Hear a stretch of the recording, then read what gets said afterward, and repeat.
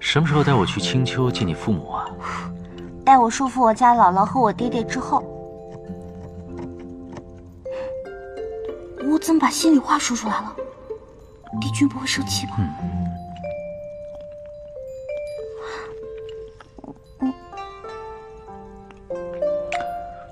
累了？累了那就睡会儿，我不累，你靠着便是。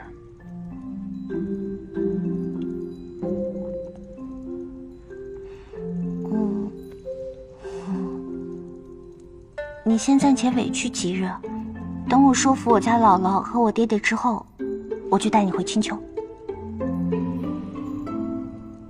行吧。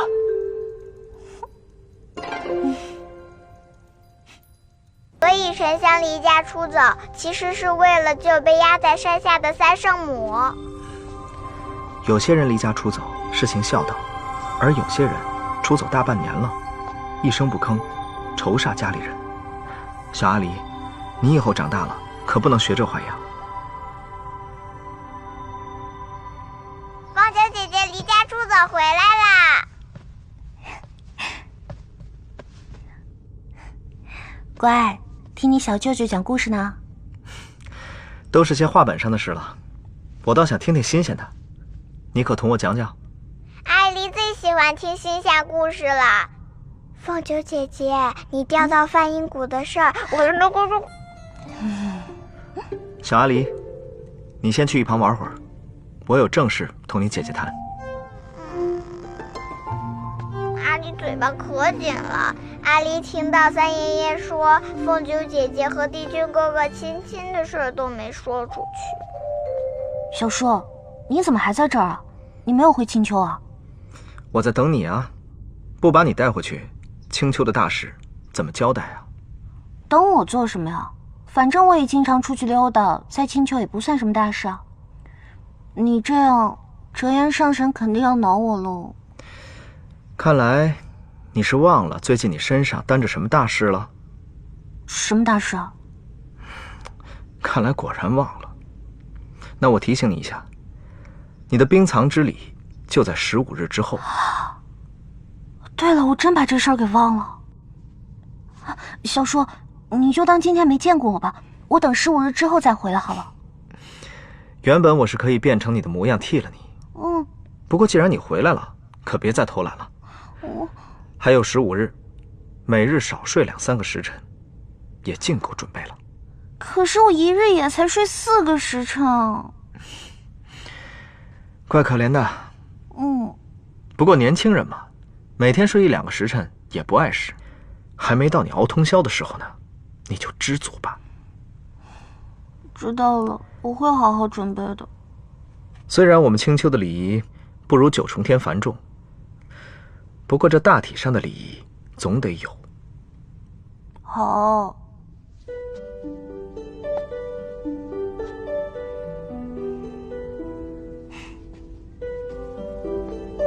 他们俩平安归来，你终于不用再愁眉苦脸了。这一趟多亏了有你，他们才能平安。就算没我，凤九也能平安归来。那人可是东华帝君，他能让他有事吗？也对，你就是爱操心。你不也费了几层修为为他们苦守吗？还不是等他们平安归来后，你才放心回九重天的。大概是受你影响吧。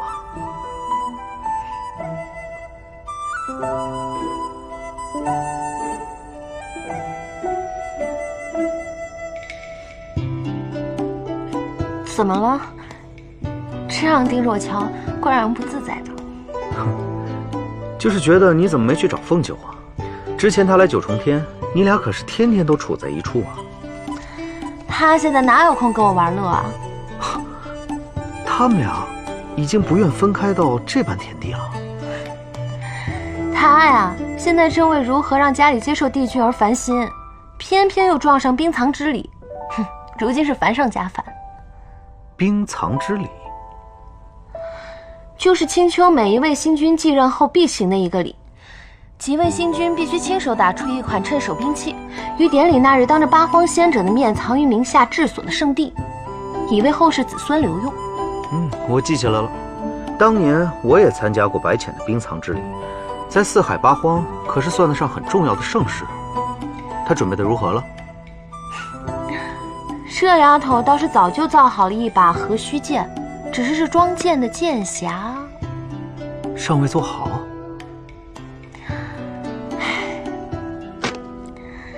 他呀，从前想着反正时日尚早，等白浅的婚宴过后多玩耍2个月，再做也不会误事。谁知又掉进了梵音谷，竟将此事忘得一干二净。如今啊，他定是全力以赴在剑匣该选什么材质、做什么样式上了，不敢分心其他了。这样粗心，倒是像足了你。难怪你们俩能成为朋友。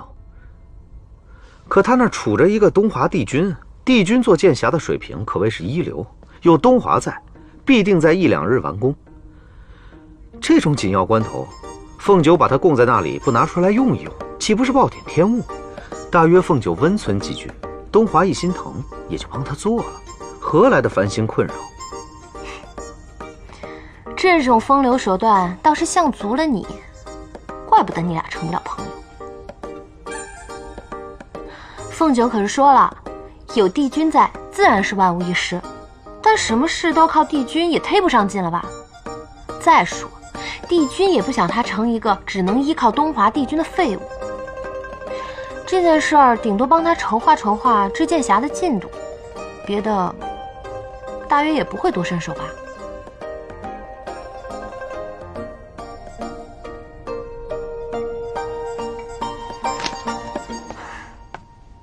我们打个赌吧。我也很好奇，帝君他会不会主动伸手代劳？想当年白浅的冰藏之礼如此盛大，我们家凤九的也不能落后。若我赢了，你便也要出席凤九的冰藏之礼，给他压阵，出风头。若是你赢了，我便亲自去拿分坨利池的肥鱼，让凤九给你做半个月的糖醋鱼吃。他的手艺可是1等1的好。这赌注可谓是得意相当。不过考虑凤九的境况，这个赌局还是我赢了比较好。哦不，我赢了好像也不算太好。要是我吃了凤九的糖醋鱼，以东华的秉性，他非得让我吐出来不可。事情就是这样了。本来我想去跟姑姑求个饶的，却没想到距离冰藏之礼还剩下15日，可是我的剑匣还没做好。啊！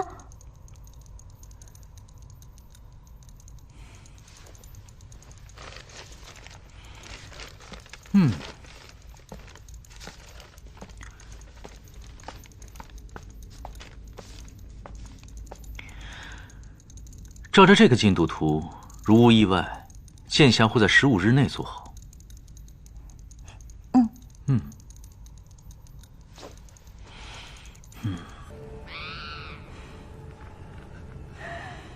魔君，魔君，不好了！慌慌张张的，什么事？出事了！魔尊他……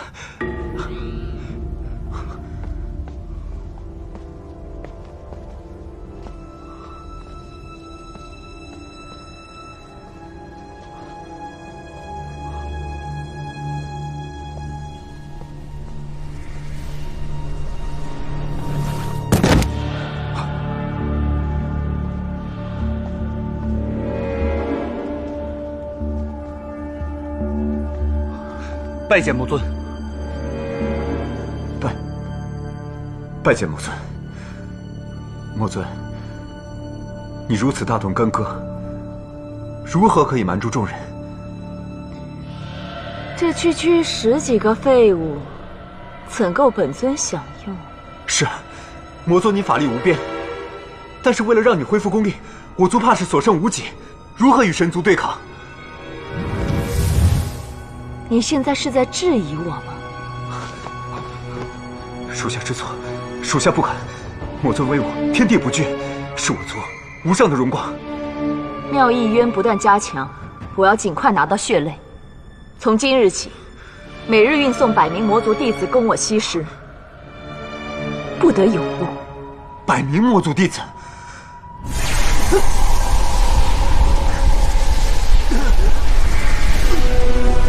是，属下遵命。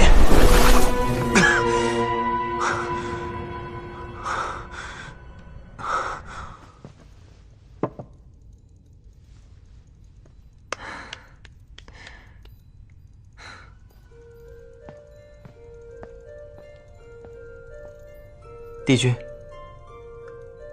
如何？是。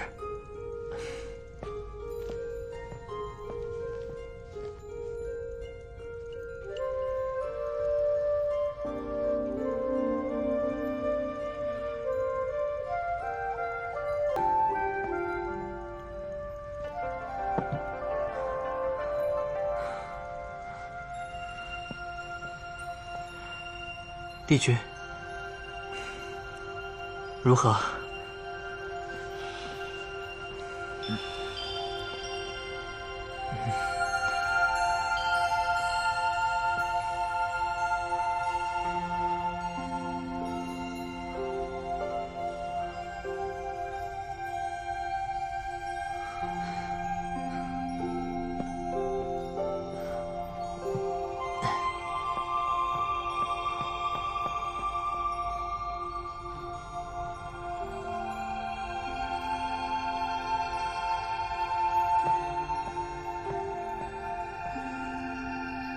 帝君，这次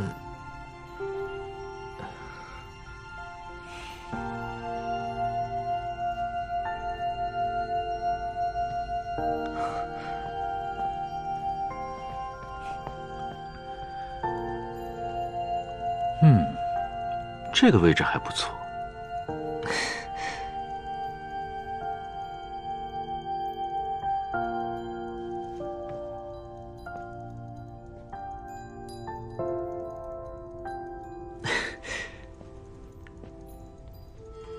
帝君，外头凉风正义，凤九殿下的书桌可能太偏，吹不到凉风。待臣将凤九殿下的书桌也挪挪吧。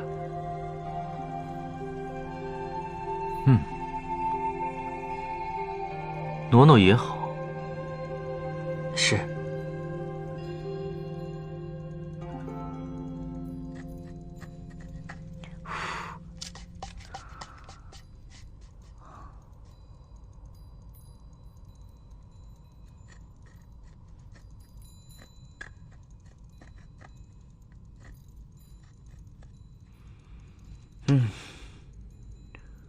我记得年前也是和你在太晨宫下棋喝茶，曾对你有一劝，说有朝一日你若是想通了，娶一位帝后，知鹤倒是不错。但现在看来，知鹤配你确实勉强了些。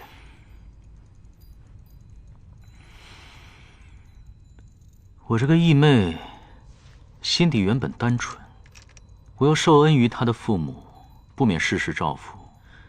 可能是我太过照顾于她，以至于她太过骄纵。所以你把她送去了西海水君那里，再磨一磨她的性子。西海水君为人正直，倒是一个不错的老师。若是知鹤能从他身上学到一二，想必一定会有所长进。你也算是为他步步操心了。不过你等了这么多年，等来凤九，也算是没虚等。果真只有他能承得起你的帝后之位。你今日喝醉了酒，竟难得听你说几句好话。酒倒是没喝，只是从程昱那里听说了一桩事。哦。程昱当初问凤九，问他做剑侠一事为何不找你代劳，他却回答说，凡事要靠他自己，不想靠着你徒长成一废物。当时我只是觉得，这只是他的一番场面话，小姑娘嘛，总是希望有人宠着捧着，但你未曾帮他，他却真的没有什么。那番话，竟然是认真的。小白他一向很懂事。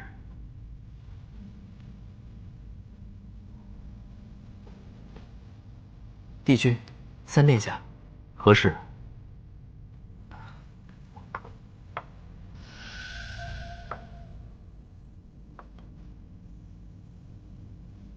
比翼鸟族、夜宵族人都已安排妥当，今日重林已亲自问过。你这一日一问，也过于慎重了些吧？只是，天宫毕竟人多嘴杂，仙娥仙童之间难免传话，只怕这件事情早晚会让凤九殿下察觉。无妨，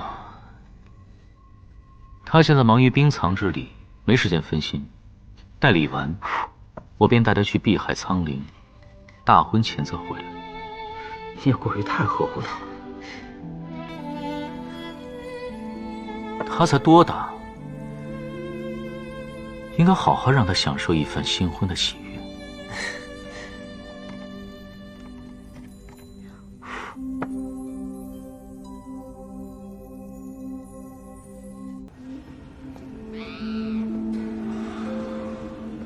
魔君，一连几日，魔尊为了吸收功力，天天折损100名弟子，属下怕如此下去，魔族就要灭族了。我又何尝不知呢？但魔尊金口一开，如若我不执行，只怕是连我这条命也没了。魔君恕罪，请容属下说句不敬的话。恕你无罪，说吧。以属下之见，魔尊一意孤行，怕是魔君的心愿，魔尊并没有放在心上。你的意思是？如若魔尊如此下去，魔族的根基不在，万一届时神魔大战，或者魔尊血性大发，我们倒不如从外族人下手，骗得人手攻击魔尊，这样还能保得我魔族一时周全。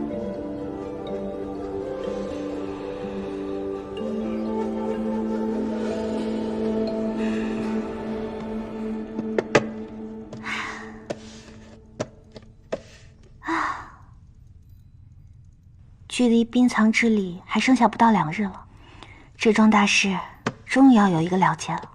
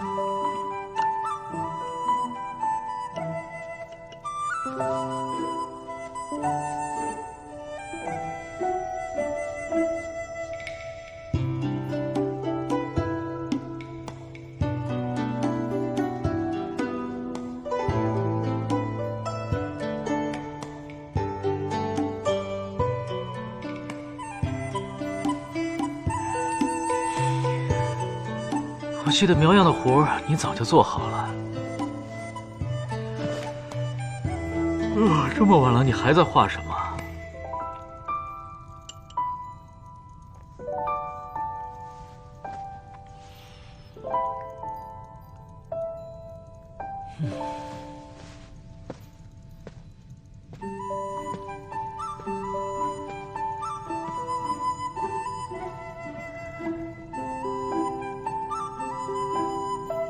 原来画了座房子。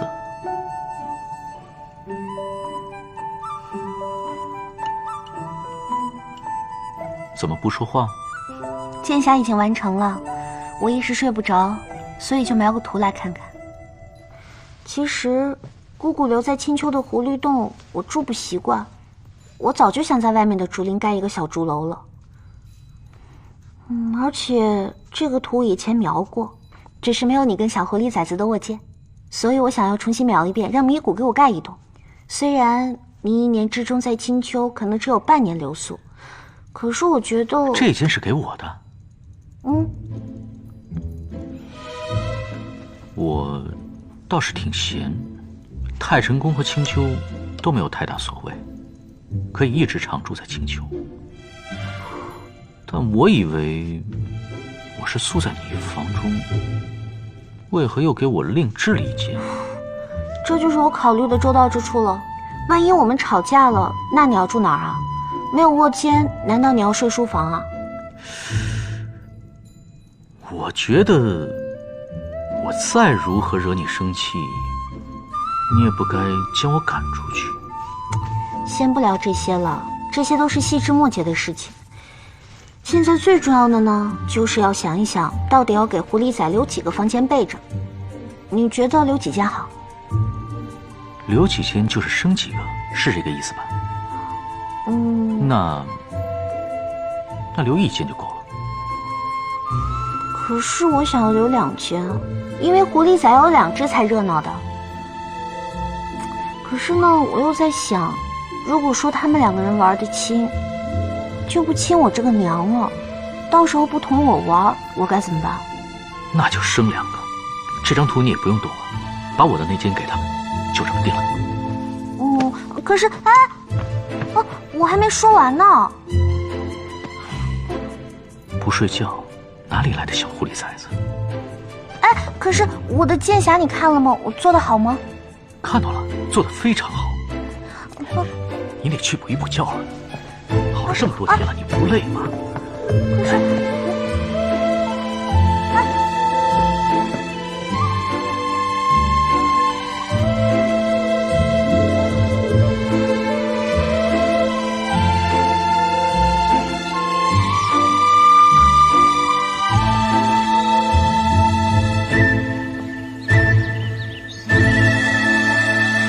来人还真不少啊。青丘作礼，历来不张请帖。八荒仙者，有意且有空的，来者便是客；无意或没空的，也不勉强。说得好，这就是青丘的做派。不过，尽管如此，什么样的规格，什么样的场合，天上地下排得上号的神仙们，会来哪几位？还是估摸得出的。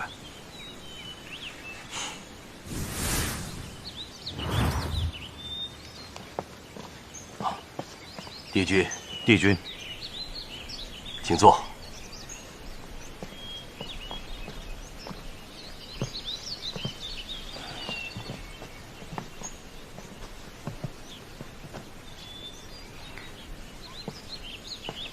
上神，帝君一向不爱凑热闹，今日怎会来参加小九的冰藏之礼？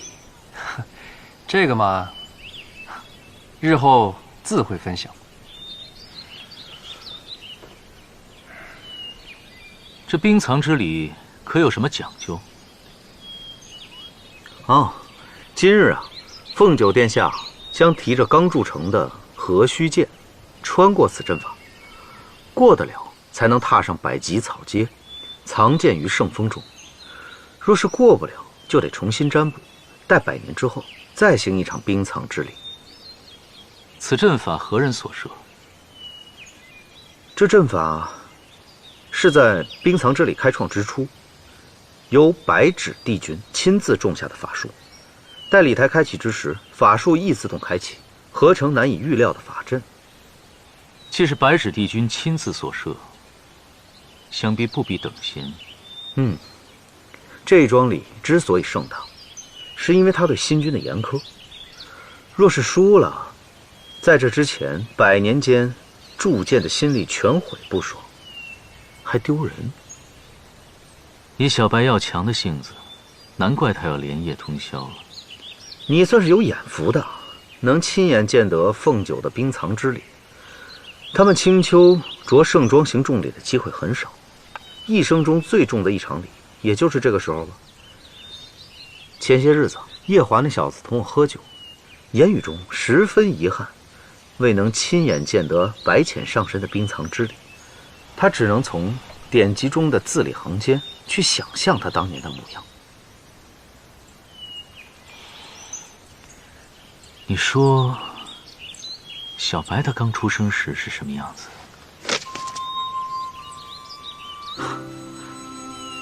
你这话可千万不能让夜华听到，保不准他以为你在气他。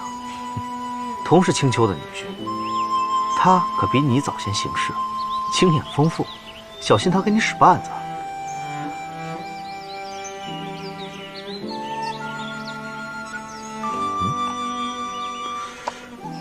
你手里拿的什么？你说这个，小白给我做的零嘴，怕日头晒化了，拿琉璃盒子封着。啊，哎，人家今日要在八荒成千上万的仙者面前尽大礼，你竟然令别人给你做零嘴，你是否无耻了些啊？你可不要冤枉我。我第二次见小白的时候，他就将花盆往我头上踢，还能镇定自若的嫁祸给尼姑。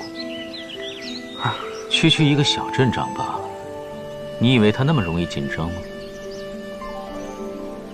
按照位分，凤九的爷爷也坐在你的下手，他竟然有胆量敢拿下你，这种场合，果然他无需紧张。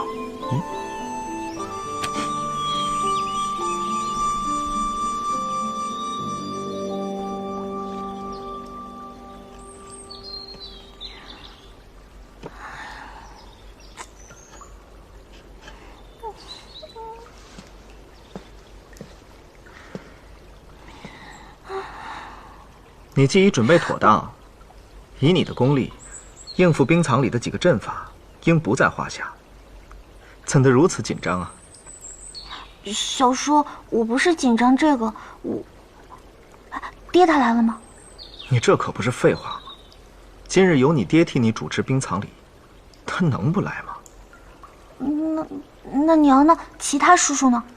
你的大事当然都来了，该来的来了，不该来的也来了。不该来的谁啊？东华帝君啊。他怎么来了？我怎么不知道啊？怎么，你不知道他要来吗？小叔，有件事情我需要同你讲一下。何事？一会儿冰藏典礼结束之后，我想带个人去见一见我爹，你可以陪我去吗？莫说这么多了，等冰藏之礼结束之后再说吧。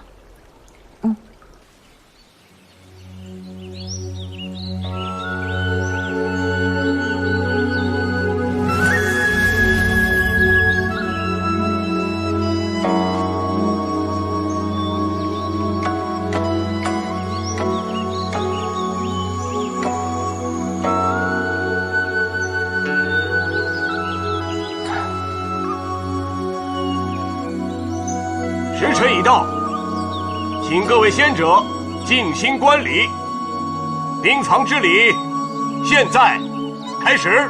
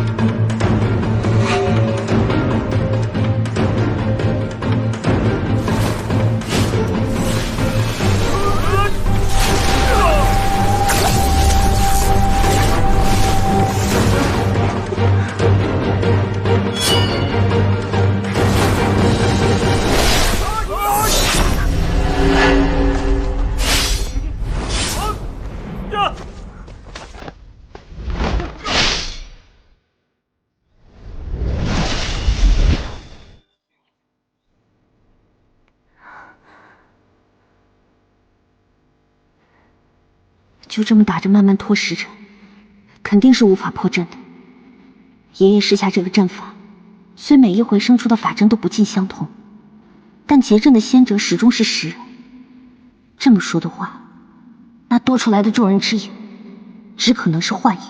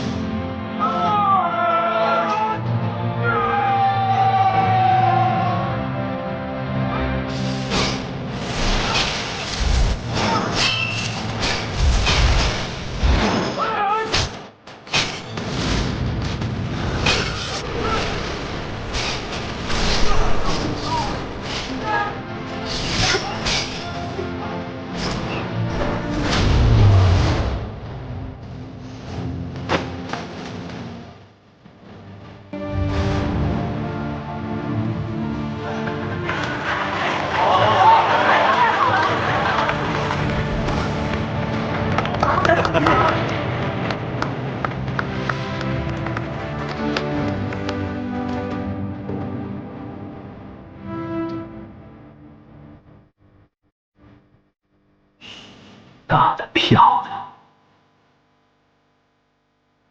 唉，这在大庭广众之下跟自己心仪的人眉来眼去，这种勾当我竟没干过，真是枉担一个情圣的名号啊！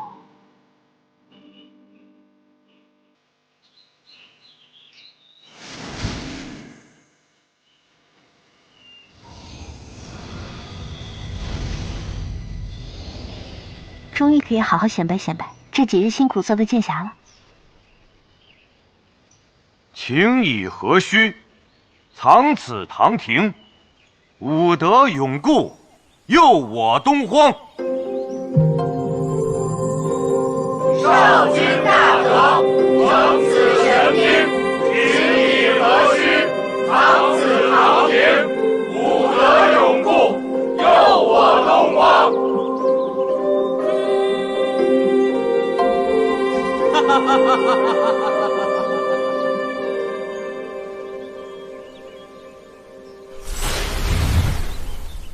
哎呀，真是一个诸神共享的盛宴呢。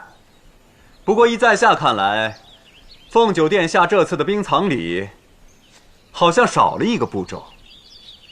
聂初隐此时出现在这里，说这么一番话，摆明是来踢馆的，不知道青丘如何应对。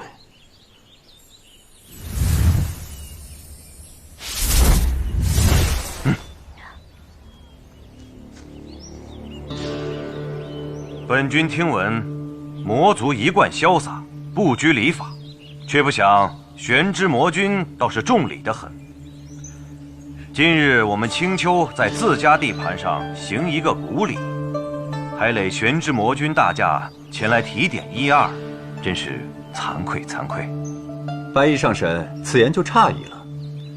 提点2个字，真的是折煞本君了。不过在下有幸，在洪荒时代看过2场冰藏礼，甚为向往。我记得当时事件之后皆为比剑，为何现在轮到凤九殿下，事件之后变为藏剑了呢？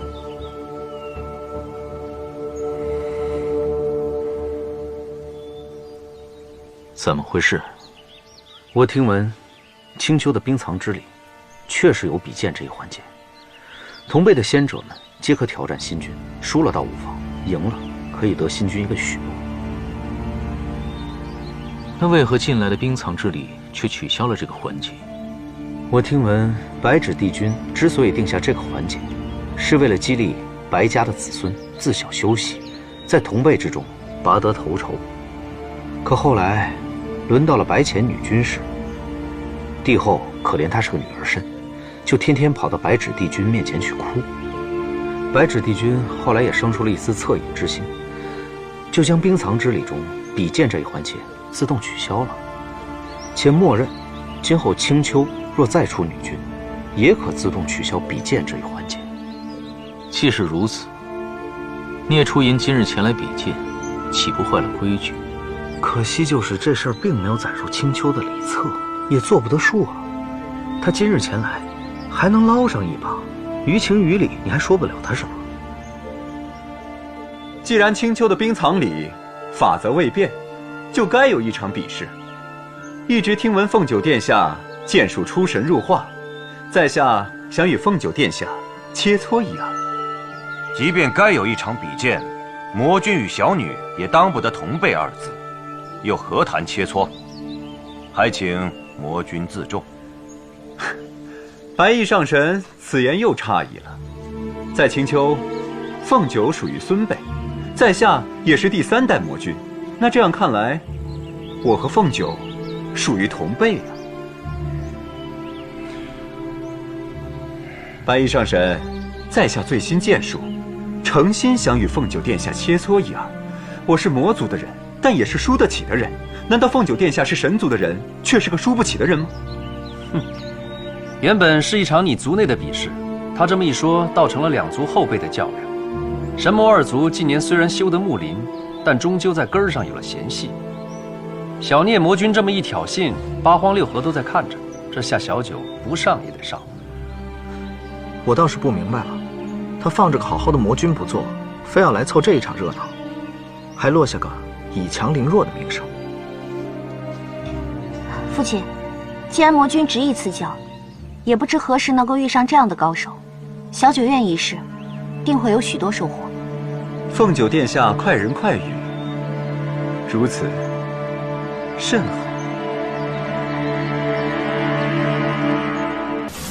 请赐教。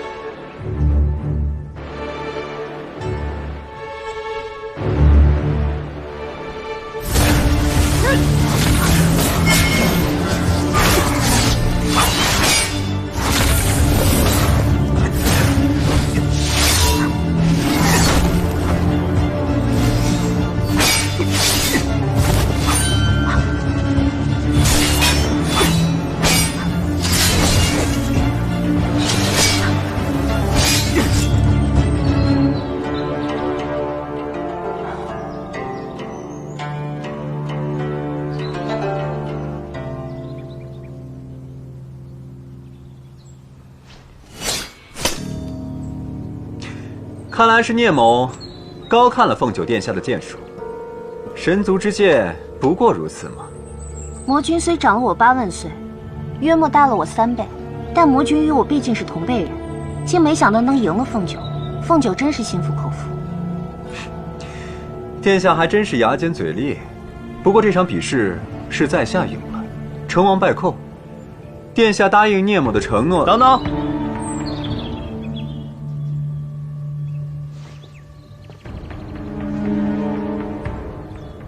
魔君啊，这青丘的冰藏之礼比剑这一环，乃是新君夫妇共同进退的一环。虽然你赢了新君凤九殿下，但还未过得了新君王夫那一关。你要拿青丘的承诺，似乎早了些吧？她嫁了，嫁了谁？莫非？既是3殿下所言，大致没错了。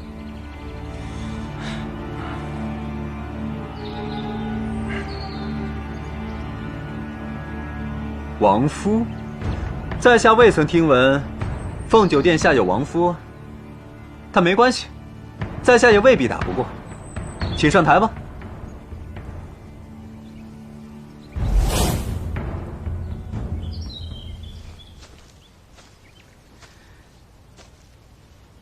可以开打了吗？我出去磨了个剑。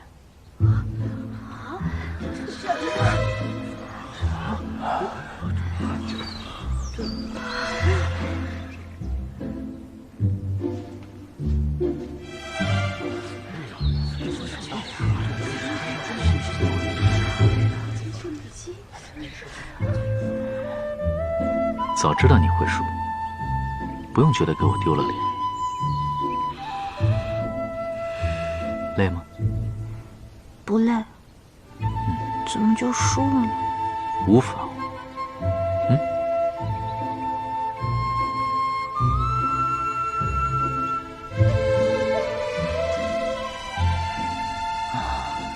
你觉得能跟本君过几招？帝君抬举了。这场比试应是同辈人之间的切磋，在下与帝君隔了一个洪荒，并非是同辈人呢。你说同本君不是平辈，本君为什么同你不是平辈？他是本君的帝后，同本君自然是平辈之人。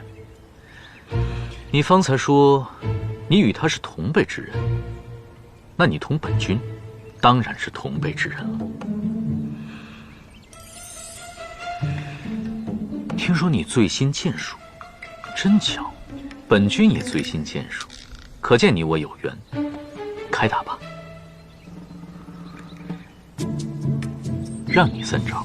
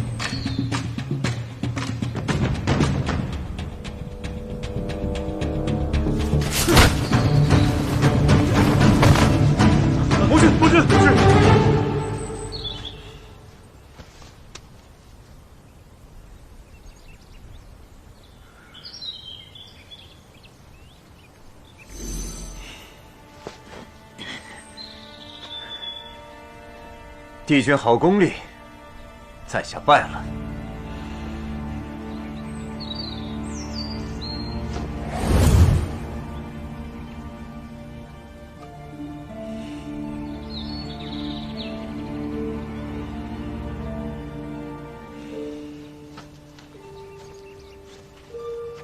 他小小年纪，竟也学会了先斩后奏了。哼，我看是有人教他的吧。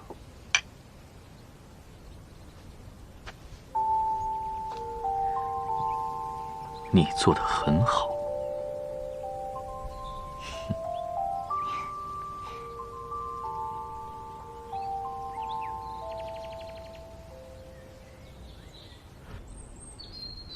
你的伤势如何了？不碍事。孽出银圣凤九虽胜之不武，你也不应该意气用事，硬生生劈断了他的剑啊！他会偷用术法，你就不会吗？你这仅凭一成法力进入阿兰惹之梦所受的伤还未痊愈，这又动了多少元气啊？无妨，只要稍加调息便可。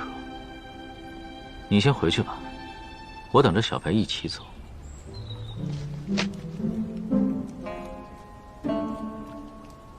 你为何这般看着我？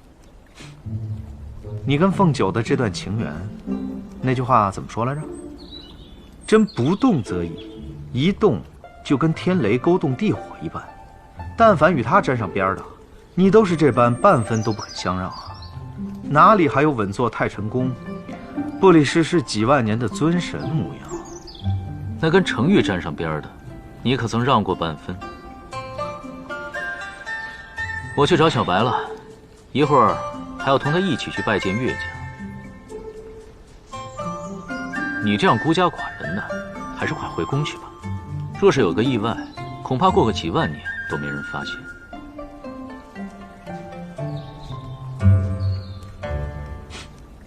说起这桩婚事，帝君千万年来见过的女仙不少，何以独独挑中我家凤九做你的帝后啊？我对她一见钟情。帝君这信口胡说的功力真是越来越深厚了。小女平素顽劣，得帝君青睐，真是青丘之福。如今凤九成了东荒的君位，这丫头毕竟年少力浅，还望帝君一切多帮衬。那是自然，不过上神亦不必担心。小白十分能干，大到除妖斗魔，小到除善手艺，都十分出色。除善手艺？小白做的糖醋鱼，滋味甚好，本君十分喜欢。没错，凤九除了糖醋鱼，那油炸兔肉丸、罗汉八珍、小敏兑鲜参，样样都出色。帝君以后若是想吃什么，随便吩咐他便是。好。娘，我又不是厨娘。再说了，这九重天上难道还没有厨子吗？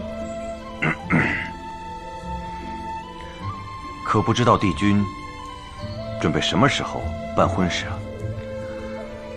这桩事本君一直搁在心上，本该一出谷就来青丘叨扰，但听说青丘择婿十分严格，小白担心本君这个女婿合不上长辈们的眼缘，而终日忐忑，所以本君也不好贸然拜访。合不上什么？小白担心本君这个女婿不符合青丘择婿的条件，既不是三代世家，目前也无法手握重权。只是事到如今，八荒六合都知晓本君是青丘的女婿了，即便合不上眼缘，也只有请青丘将就一下了。帝君言重了。本君亲自占算过，5月初6就是个好日子，不如今日就定下来。5月初6岂不还剩10天了？这么快，我们怎么来得及操持？毕竟是帝君大婚，简单不得呀。无妨，小白平日素爱热闹，一切都随了青丘的风俗即可。太晨宫管事，仙官重临，行事十分稳妥。太晨宫同青丘一同齐心举办一场婚宴，定错不了。只是成亲的地方，本君虽无父无母，但也想在同生同长的碧海苍陵才好。碧海苍陵，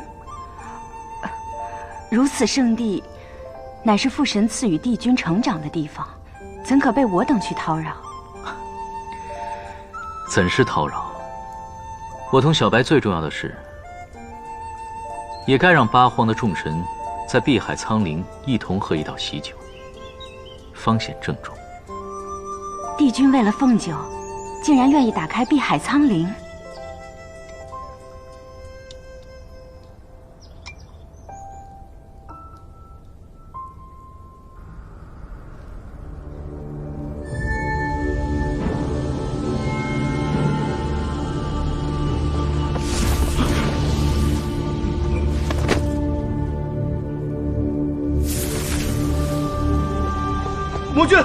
魔君，出事了！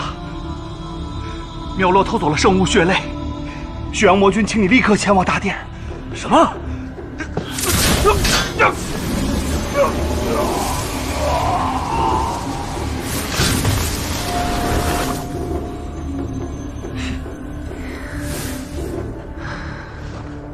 失踪了！堂堂魔族魔君，活要见人，死要见尸。是。下一步，还请魔尊指示。待我修炼完毕，即刻冲破结界。是。我今日在这儿会你，实是受了白翼上神的请求。我还以为你是受了白真的托付，也要来训斥我一二。训斥？普天之下，四海八荒，谁敢训斥你呀？我和小白大势已定，你们按辈分，如今都强出我一头。那是。哎，神魔大战的时候，白翼曾在你麾下抗敌。这数十万年来，他听你说的话，都还不如今日你说的多。本来你的一番话，他是不敢智慧的。可凤九是他的心肝宝贝，就这么被你拐走了，他这心下如何能平？你可知道，他是不赞成这桩婚事的。哦，哈，倒不是嫌你俩辈分悬殊，而是凤九实在为你吃过太多苦。凤九当年为你做的那些事，白毅现在已经全部都知道了。身为父亲，他甚感痛心，对你呀是耿耿于怀。他的心情，我可以理解。哦，你理解？嗯。你做过父亲吗？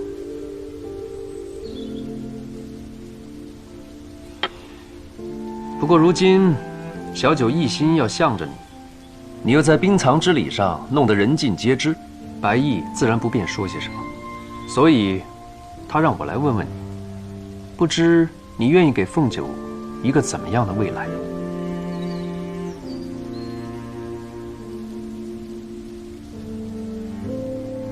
白衣上神需要本君一个承诺，本君了然，本君亦可给。但这个承诺，却不同于寻常儿女的婚约盟誓。不知是个怎么样的承诺？世间之事变数甚多，每每无常。未来如何，本君亦算不出。若他白家想要问本君要一个未来，只怕是一纸空约。我不知能否给小白一个岁月静好、安康美满，但却愿许小白一个自由。自由？对，自由。小白性子活泼，本君愿由他由着自己的心性任意生长，只要本君为他的夫君一日，便不会强迫他做任何事。小白所做的任何决定，皆由他喜欢。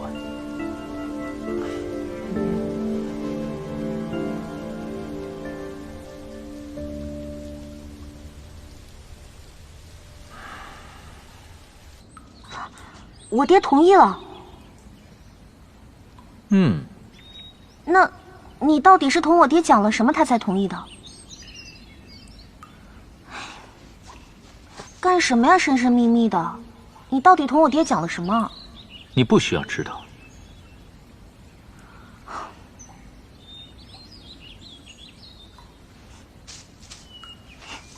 还不说，神神秘秘的，快说！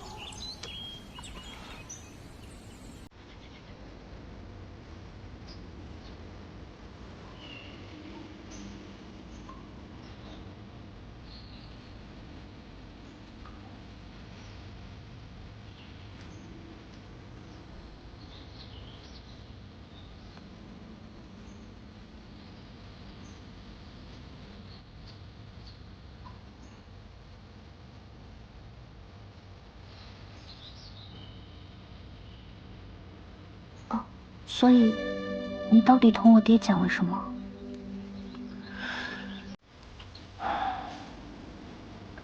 我说了，我要带你去我的老家碧海苍陵补办婚宴，那里风光宜人，方便你好好调理身子。顺道再多生几只小狐狸。你又骗人！我没有骗你。玩累了吧？玩累了就睡会儿，乖乖睡。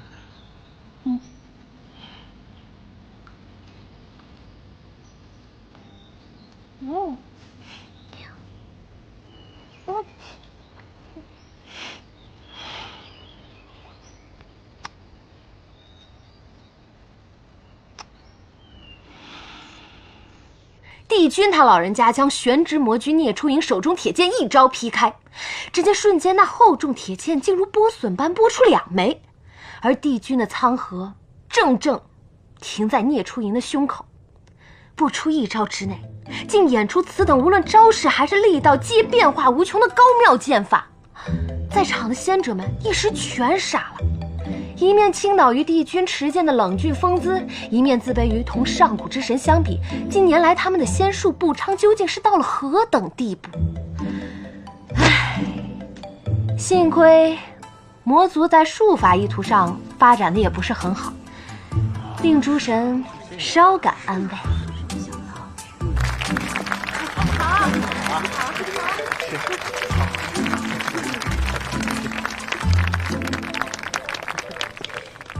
喂，怎么让程玉元君说上书了？这有什么不可以的？九重天好久没有这么热闹了，开心一下又如何？哎，真是几家欢喜几家愁啊！哦，此话怎讲？莫非司命星君你不喜欢吗？非也。从前这些小神女、小仙娥们啊，未有胆子把念头打在帝君的头上，那实属是因为帝君他老人家太过神圣，又太过传奇。他们也未曾想过，有朝一日帝君会娶一位帝后，也或是想着，哪怕是帝君要娶帝后，他们这辈儿是赶不上了。哎，全赶上喽。可世事难料，没想到东华竟真的娶了一位帝后，还是与众女仙们同辈的青丘凤九，令他们倍感伤心。看来这趟冰藏之礼，还伤了不少人的心呢。义兄，我要见义兄。公主，你无诏不得回九重天的。我要见义兄，你帮我去通传一声，我要见义兄。公主，帝君带凤九殿下去碧海苍陵了。